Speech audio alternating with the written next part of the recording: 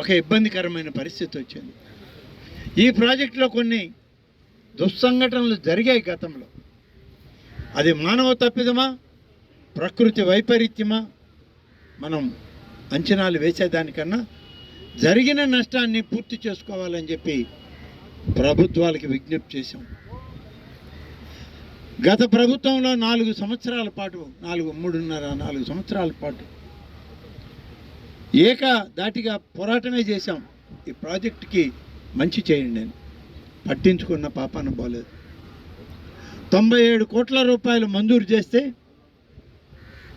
కాంట్రాక్టర్లకు విడుదల చేసింది కొద్ది మొత్తం అయితే వాళ్ళు పనులు చేయమని చెప్పి వెళ్ళిపోతే కోర్టులకు పోతే కోర్టులో వాళ్ళకి డబ్బులు విడుదల చేసింది ఆనాటి ప్రభుత్వం.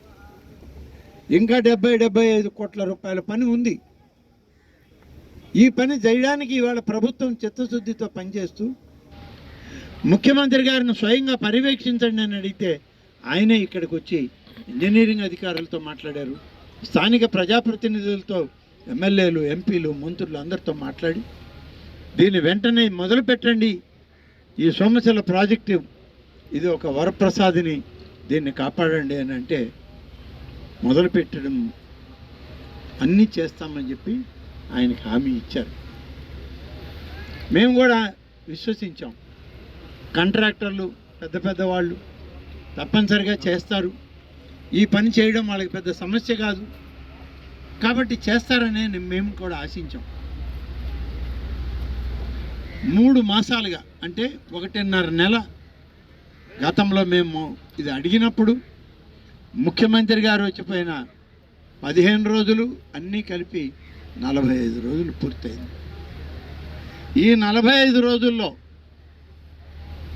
రోజుకి 500 నుంచి 1000 క్యూబిక్ మీటర్ల కాంట్రాక్ట్ వేస్తామని చెప్పి దీని ప్రధాన కాంట్రాక్టర్ మాకు చెప్పడం జరిగింది, హామీ ఇవ్వడం జరిగింది.